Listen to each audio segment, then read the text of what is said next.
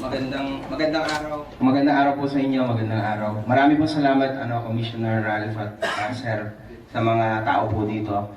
Well, guys, hindi ko lang po alam, no? First time ko sobrang dami, sorry. Medyo lang ako, sir, sorry. Sa totoo lang po, itong laban na ito, tulad ng nasabi ko rin, sa harap ng mga mahalagang mga kawani ng gobyerno, ay hindi lang laban ko. Ito ay literal laban ng mga kahombre ko at syempre ng pamilya ko. Pero ito po, tulad ng sinabi ni Commissioner, kalinisan ay laban ho ng mga OFW, guys. Nakikiusap ho ako. Etong nakikita niyong tao na ito, tunay na mandarambong yan, guys. Totoo. Totoong mandarambong yan, kriminal.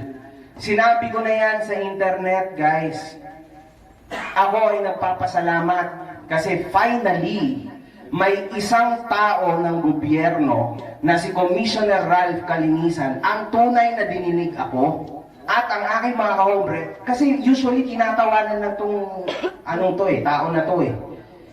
Even si CICC Yusek Aboy Paraiso, tinulungan niya kami. Kasi literal ho na kami ho ay hirap na hirap kami sa internet, guys. Napuksain ng tao na ito. Kasi mandarampong yan. You know this. Hindi ko na kailangan ulitin sa inyo. Bilang isang YouTuber, guys, yung naging laban namin dito ng fanbase ko, ng mga vloggers na marami rin yung tumulong sa atin, guys, grabe ho ito. Kaya maraming salamat again, Commissioner, kasi unang beses ho talaga na may tumugon na gantong kalaking tao ng gobyerno and tuwan-tuwa ang mga tao sa internet.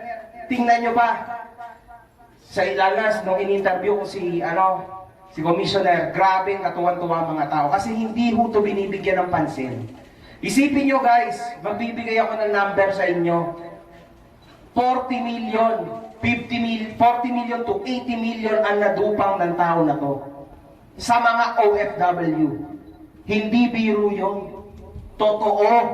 Testimonyansa ng mga OFW yan. OFW guys, maawa kayo sa mga kababayan natin.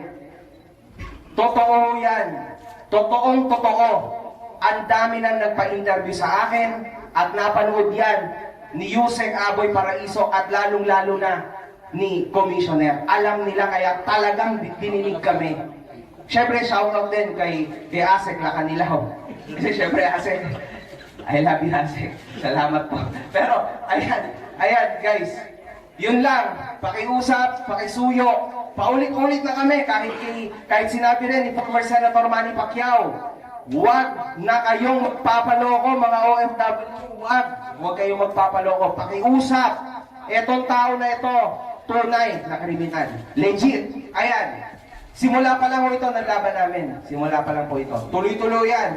Buong taon ho yan makukulong. Kasi literal na hindi ko tatantanan yan dahil napakaraming taong tinarantado niyan. Lalo ng aking asawa, ang dami hong kabastusan na sinabi ng tao na yan sa asawa ko. At sa pamilya ko, at lalong, sa akin okay lang. Influencer lang naman ako eh. Okay lang ako, influencer versus influencer. Pero sa asawa ko at nanay ko, hindi. Di ba? Norman? Di ba? Ayos. Totoo ang baho mo. Tingnan sa personal. Ang baho mo. Hinayupak ka. Okay, no problem. Haharapin ko yan. Oo, naunahan lang ako eh. Oo, pangit ka kasi. Yun lang pangit ka. Pwede pala yan, unjust vexation ganyan Sorry pala po. kay media. Pwede pala yan. Nananawagan din po ako. Ganyan pala yan, unjust vexation lang, ipinahiyaan niyo ako sa buong Pilipinas. Nananawagan din po ako sa isang napaka-importanting tao, kay Senator Manny Pacquiao. Senator Manny, nandito po kami ngayon sa CIDG. Si Norman Mangusin po ay nasa CIDG. Naghahanap po ng dalap. Kailangan po yata ng pagkain galing po sa inyo. Senator Manny, yung pong pinto ng CIDG ay bukas po para sa inyo. Kung pupunta po kayo, text nyo lang po ako at sasama po kayo para magbigay ng pagkain kay Norman Mangusin. Thank you, sir. Another question from Ms. Karen de Guzman of ABS-CBN. Hello. Okay. Sir, wala na po bang gusto sabihin po si Kumal. Sir. Sir, any last statement po para madepensahan niyo po yung sabihin? Sir, sige, baka lang sige, para just to be fair po, ano po bang gusto niyong sabihin? Sige, okay na sir.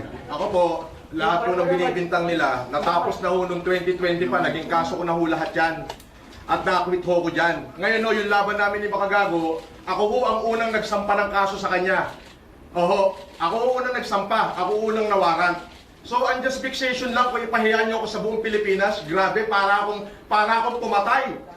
Yung sinasabi niyo marami ko inistapa, 2020 pa lang, ang dami na nagsasabi niya, wala naman nagkatotoo, kahit isa. Tapos papahiyain niyo ako, national TV, nagganito, at-issue ako daw ay nagmura kay ganito. Merong dahilan ho yun kung bakit ako nakapagsalita ng hindi maganda sa isang general. Tanga ka! Iyak! Wala, meron nung dahilan yon. Pero ang totoo niyan, unjust fixation lang, ipinahiya niyo ako buong Pilipinas na ganito, grabe. Mas mabigat yung kinaso ko sa'yo, hintay mo warrant mo. Deserve mo yan! Deserve! Pako mo! Buti ka sa'yo! Sinabi-sabi mo ako, ampas mo pa! Any questions? Again, I congratulate the whole Philippine National Police.